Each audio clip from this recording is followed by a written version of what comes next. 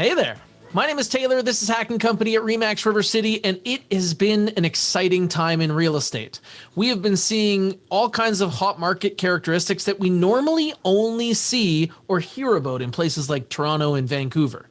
But now that we're in this, what we call the playoff season of real estate, we thought it was even more important than ever to bring you more information on what's going on in your marketplace, because what we find is that a lot of people are working with information from like 4 months ago. And if you were working from information with information from 4 months ago, you are either going to be a seller that doesn't get as much money for your property, or you're going to be a buyer that makes low offers and watches other people get the house that you wanted.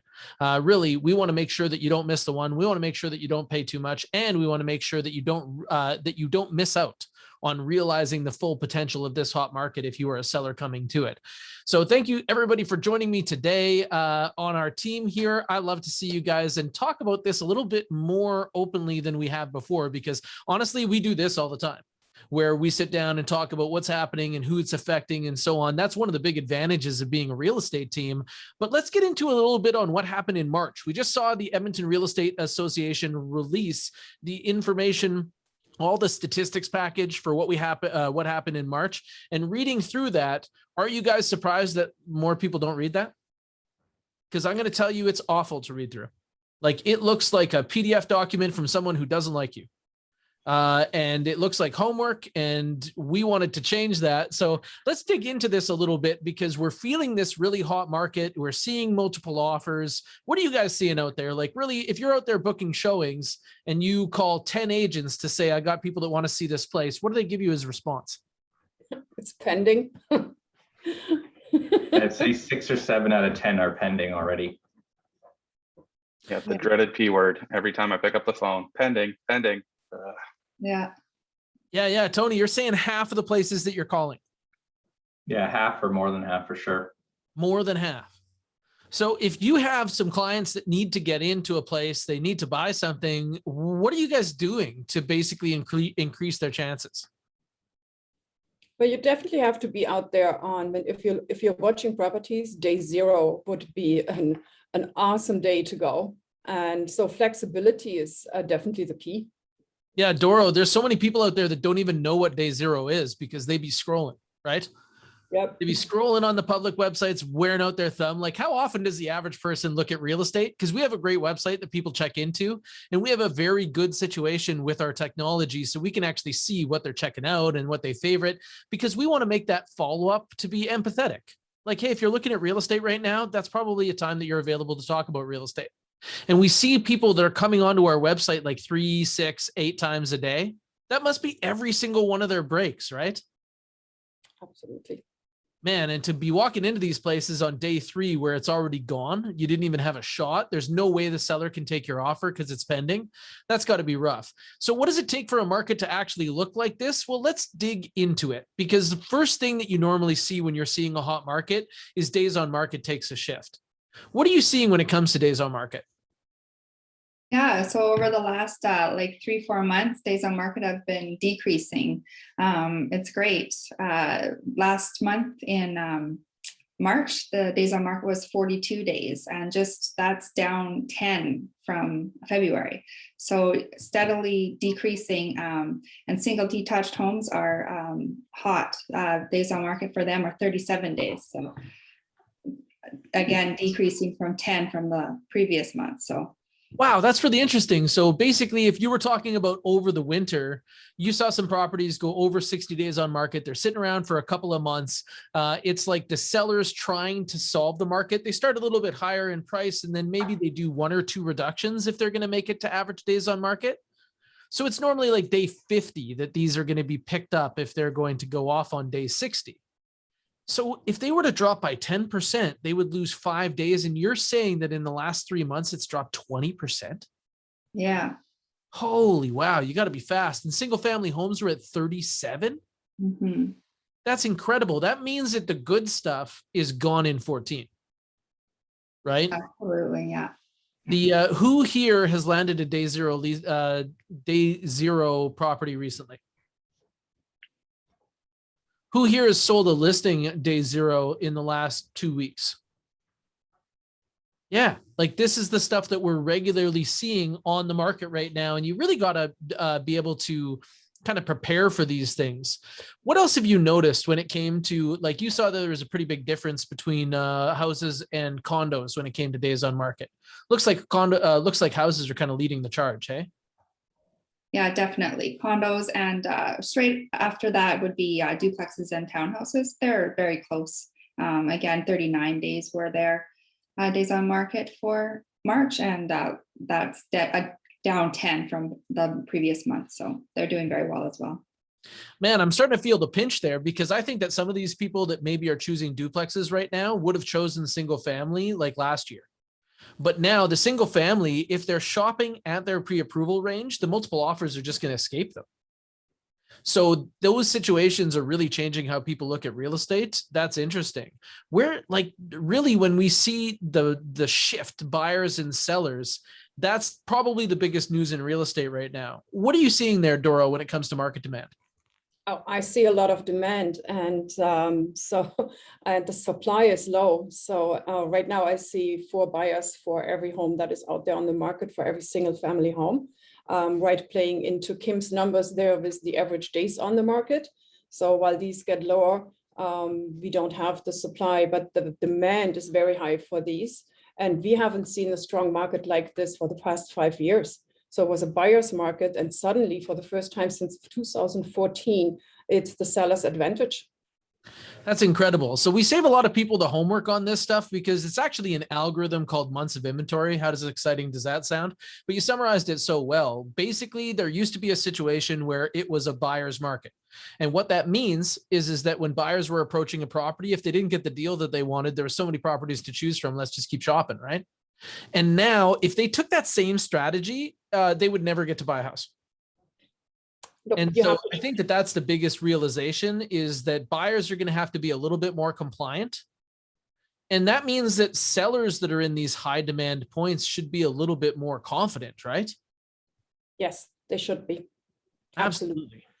Ah, that's very interesting. Thanks so much. And what we're seeing there, that translates through, right? Like, what have you noticed, Bradley? Yeah, that it definitely translates. Supply and demand. Obviously, the less supply that's out there, the more that the people that are actually buying are going to be willing to pay. So we see that appetite grow, month over month, year over year, pretty much in every sense right now. The average sale price of single family homes has just been steadily rising over the last 3 months. Like, we're up almost at 460,000 now, compared to below 440 the month before, and 2 months ago we were at under 430. So it's just a constant increase there. Same thing with duplexes and townhomes. The only one that really hasn't gone up in the last 30 days is condos. And unfortunately, condos are a bit of a struggle all around, but even there, it's still just barely dropped since the last month, and is significantly higher than it was a year ago or even 2 months ago. So as that appetite grows and the inventory shrinks and the buyer demand increases, there's just higher and higher average asset or sale prices right now. That's interesting to me, because I've noticed what you're saying, where even though there's not a lot of demand in condos, the average price is a little bit higher. And I think that we should decode that a little bit, because there's so many people in the marketplace that think that average price is actually all property is represented by that, where really it's actually representing buyer demand, especially when there isn't a buyer for every listing in the marketplace. And that's what we're seeing in condos. So I'm wondering if we're starting to see the pinch. We're starting to see people that would have bought single family homes have to move into duplexes. And then we're seeing the people that would have bought duplexes starting to open to townhouses. And that means that that's the top price of that type of inventory. And that's why we're seeing average price be a little bit higher. Would you say that your numbers are supporting that? Absolutely. Yeah, it definitely looks like, as these numbers get driven up over each style of home, that, you may be looking at a higher end townhouse rather than a lower end duplex like you were before, right? It's definitely kind of a shift in that sense. And this is something that isn't just limited to property type. It's also relative to the other factors of value, like location, characteristics, condition. When it comes down to what's hot and what's not, what are you seeing, Tony, right now when you're saying, okay, this is going to be hot? Or what are you seeing when you're like, you know what, surprisingly enough, buyers are going to be hesitant here? Yeah, definitely the hottest parts of the market right now are the properties that are completely move-in ready.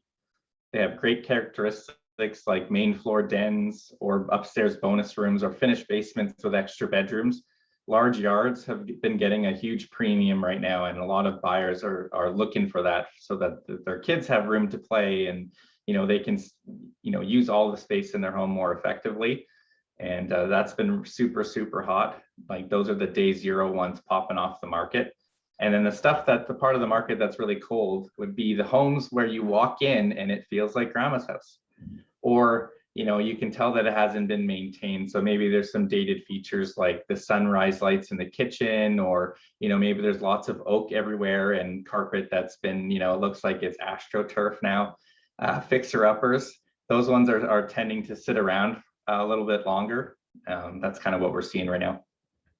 That's interesting because a lot of people don't really understand that construction prices have changed so much that buyers are really sensitive. Not only are they going to have to compete at the highest part of their budget to get what they want, they're also really looking at these. And I think that you used a really good example there. Not everybody knows what we call it, like a sunrise or sunshine kitchen.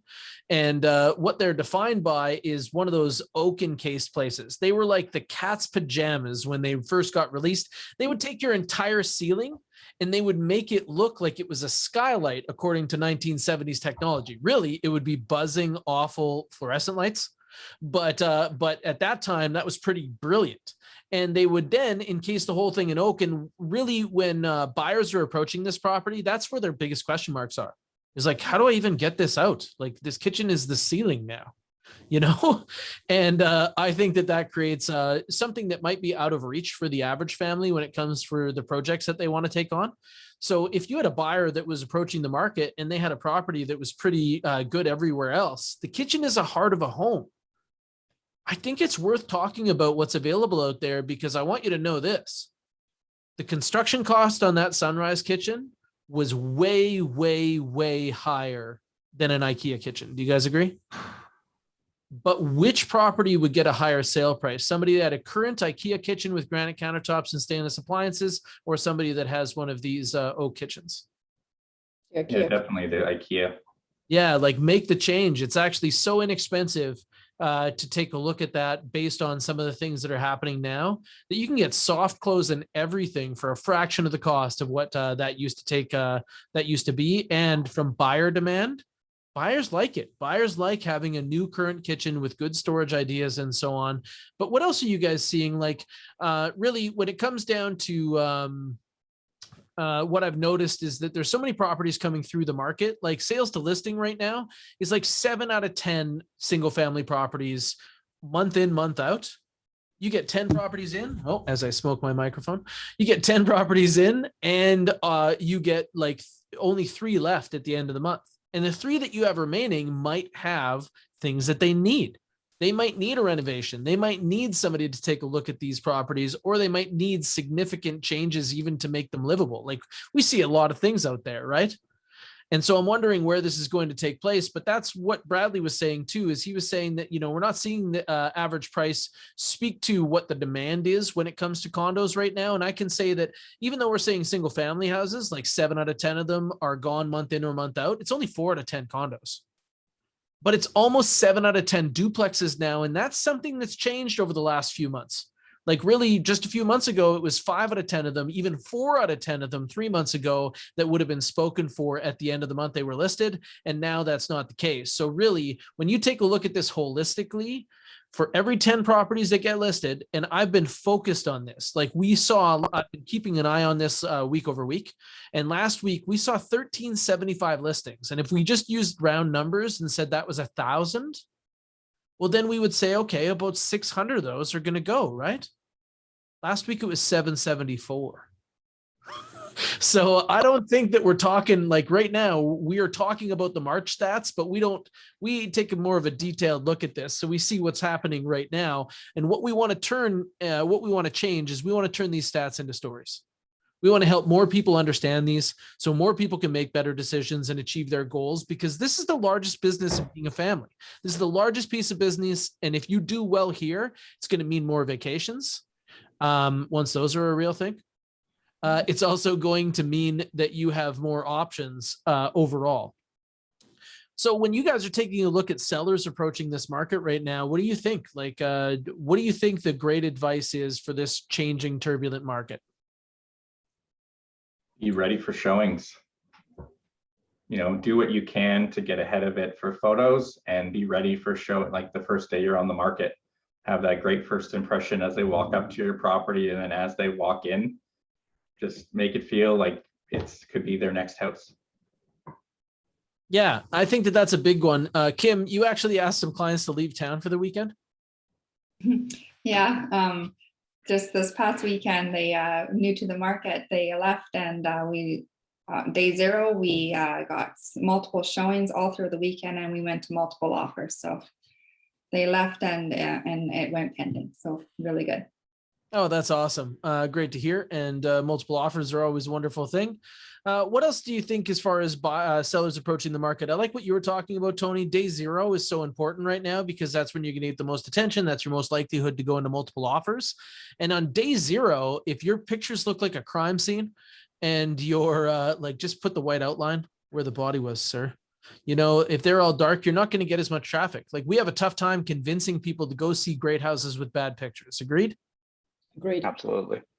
And then the other side of it is remember that you may see a dozen showings on opening weekend. It should look like a show home by now. You should even delay the opening of the listing to make sure that all this stuff can be on point, because that will drive traffic. Now here we do a very focused listing release. We have a private audience. We're plugging people in to marketing that's already in progress. We're not looking at selling a house like, oh, how do we sell houses today? We already got it dialed down over hundreds and hundreds and hundreds of 5-star reviews. And so in that, plugging people in is a big key. The other thing is coming soon is where the game's at. Like, if you do not do coming soon, how do you actually get day zero showings? You're assuming that there's going to be people that have lights and sirens on their cars, that they're going to call their agent and their agent's going to be like, not a problem, whoop, whoop, and then off they go.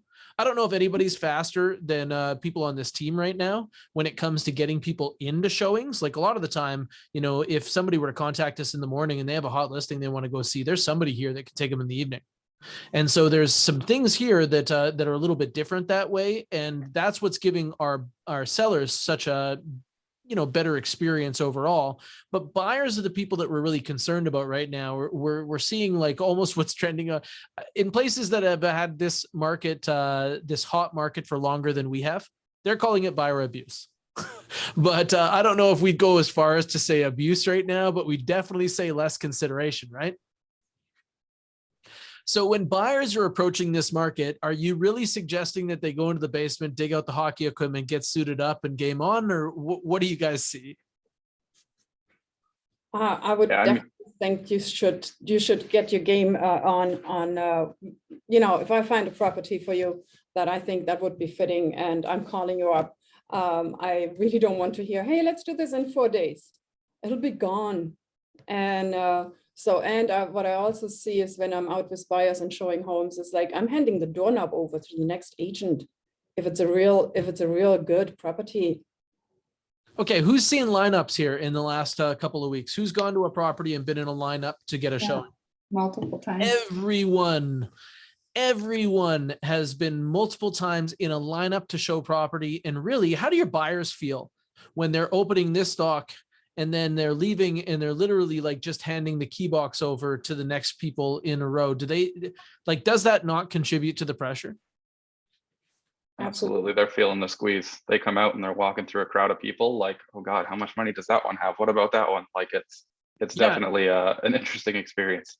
It's like on the way in, they're all focused on the house. I wonder if I'm going to like it. But then if they do like it, on the way out, they're like, who do I got to fight? Right? Exactly. They're almost looking at you like, can you just toss that key down the sewer drain? I've had that request a few those times. tips away. Those are secrets of our team to drop the keys down sewer pipes and stuff like that. So the showing stop. I'm just kidding. But anything else that you really think that would contribute to buyers having a better experience in our turbulent market? I think buyers, they need to be, you know, it goes for sellers as well, but you got to make sure you have the most up-to-date information. Like, you know, if you're looking at places that were selling 3 months ago for this amount and you're expecting to pay that same price today, it's just not realistic. Like, the market is moving, and if you've been looking for a while, you got to be moving with it. Like, unfortunately, as prices rise, your dollar's just not going to go as far. So it's a case of being sure that, you may have been shopping for 450 at the start of the year, and it could be 430 now because that 430 house is going to go into multiples up to 450. Like, you just have to be working with, the relevant information and have someone on your side who is giving that to you and supporting you along the way. Yeah, if Yeah, you're because serious that's gonna about prevent buying, buyer fatigue, right? When you see people approaching the market, and maybe they learn by the market because they're not getting the experience transfer from their agent. Well, then in that case, it's going to be like their fourth 450 house they lose over a 2-month period while the market is moving up, when they should have been focused on maybe putting their limit at 435 and being able to be competitive in those. And then by the time they actually get to the right price point, it's almost like listings were in our last market. Like in a buyer's market, listings would be over the market. And if they were really late to finding the market, the offers would be way lower. Whereas the same thing with buyers is if they're late to acclimatizing to our market right now, the inventory that they could have bought at the beginning of their experience would have been a better purchase, and they already would have had equity built in this 2-month period that they spent learning a lesson on the market. I think that that's great information. Tony, you had something to add? yeah, I was just going to say that if you're pretty serious about buying in 2021, you've got to be in that ready position. So make sure you're having the right conversations with your mortgage specialist or broker, and make sure that you've got your deposit all lined up. And we do a great job of walking people through that process. So that way, when they're standing in front of the one that they want to buy, they already know what the process is, and we can help them make those decisions to actually buy that property, and having the pro tools so that you get the properties that fit your search criteria on day 0, and not by the weekend after there's already been a handful of people or more going through that house. So you got to be in that ready position. Yeah, the difference there is a stark contrast. So if you take a look at let's say that we have a group that has the Pro Tools or the Paragon system, Collab Center, these things that you only get through licensed agents, and you were to compare them to a buyer in the marketplace that is just, maybe working off the most available website, realtor.ca. So really on the realtor.ca side, you're scrolling through hoping that you didn't miss anything. Things get listed all different times a day. The websites refresh at different rates. And so if you were checking this on break every day, you would still be in a situation where by the time it appeared to you, you would be wondering if it's already gone, if you've been doing this long enough to have called a few people. Meanwhile, somebody who is on the Pro Tools is getting this in their email the moment the agent hits the button. There's pretty much no filter. And so it hits over to them, and they can be contacting their agent and getting that day 0 showing even before the other people even know that listing exists. Yeah, I've got a great story there, Taylor. Last week at 5 p.m., a listing hit in Sherwood Park, and at 6 p.m., we had our showing booked for that night. And at 8 p.m., we were in the house, and at 9 p.m., there was 3 offers on the house, and we wrote number 4. And the sellers accepted ours in multiples. So right, and I'm familiar with this story because my understanding is you weren't even the highest offer. We were not the highest offer. So it was not. So when you talk about this, I really don't believe that these clients would have accomplished that without you. You had them there within hours of opening. You first off got into the competition where almost everybody in the marketplace wouldn't have been able to make that happen over that short amount of time. But also you were able to do your market research so quickly, understand the situation, and use our competition offer package that basically revealed strengths outside of price for that seller. And you beat them in a way that they couldn't even really compete with you. That's the difference. And I know that sounds like a lot of things that you can't touch, feel, and smell, but I can tell you that those people are taking possession of a house that they would have never got any other way. And it was so desirable that other people had our response times like you did. Like you weren't the only one there. That's crazy. Mm-hmm. Does anybody else want to add to buyer experiences out there? How can you have the best buyer experience?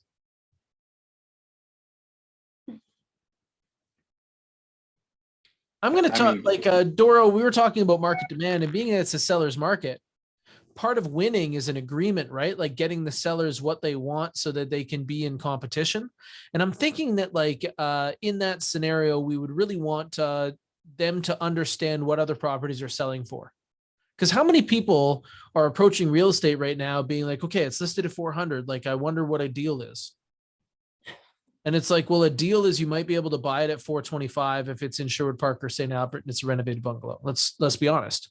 Now, we're so trained by manufacturer's suggested retail price that that's mind blowing. Like, could you imagine walking in to get milk and the milk's like $4 and they're like, well, actually it's $5. And you're like, what are you talking about? And you're like, well, see how there's 7 milk jugs and there's 9 people here. They're $5, man.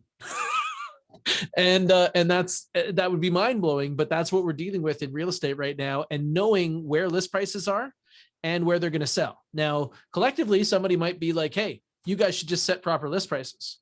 Well, I really wish it worked that way, but I can tell you right now, we're learning from other markets that are harder than we are.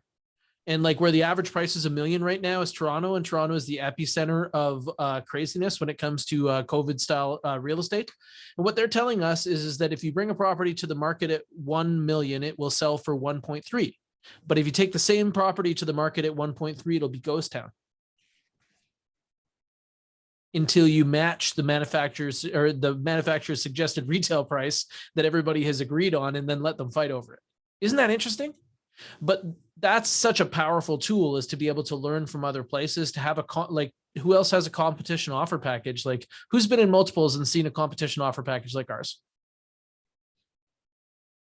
You saw one from another agent? No, I provided one. Sorry. Yeah. But I'm still waiting for one of us to list a property where we see somebody exhibit the same game that we're using. No. So I'm really excited for that. Is there anything else that you guys want to add to our statistics package before we send it out to everybody we care about? I think it's crazy out there. It is crazy out there. Yeah. I think you can be like, this is the time where you as a homeowner, you can be, be happy you're in your home. You're gaining equity. And as a buyer, I can only say you've got to be quick. If you have a property and you like the property, don't ask your agent to put the key in the sewer. Make an offer. So if you like the property, if you're telling me you love the property, let's work on the offer. Let's work on a strong offer so you get into your new home. And we can help you measure so you can manage. Like, we're really committed to not overpaying. We were just mentioning how Tony won without being the top offer. And there's things that we're doing to help take the pressure off, because we really feel for you guys as buyers out there. And also, I want to note something that if you're somebody who's been waiting for a seller's market, like maybe you've been waiting for certainty surrounding COVID or job certainty, but there's so many people out there that have been waiting to downsize. They have not wanted to shovel that walk for 3 years. They have not wanted to mow that lawn again. They want to start living out of their house. And we're going to start to see that available as they roll out the immunization. So we're expecting that there's going to be a whole series of downsizers that are waiting to reveal themselves as the year goes on here. And I think that those people should really get the best advice. It's concerning for them. It's been such a concerning time for so long. And it's so important to their retirement to make sure that they get the best advice so that they cash out. And I would really invite those sellers to come to the market this year, because we're still in uncertainty. We've been through 5 years of a buyer trend. This may be a seller's trend. And if we don't get more people moving to Alberta by the end of the year than moving out, it may not be consistent next year. We may see this as a limited time offer. So I'm hoping that there's sellers that are considering coming to the market as they feel certainty around their health, because we'd really like to see them get to where they want to go. It's so important to be around the people that you care about now that we have all seen what it's like when you can't. So thank you everybody for joining us. My name is Taylor. This is HACK&Co at RE/MAX River City. And we're very happy to be able to turn these stats into stories, bring you more information so that you can make the best decisions in a market that is really changing. Thank you so much for joining us, and I hope you have a remarkable day. See you, everybody.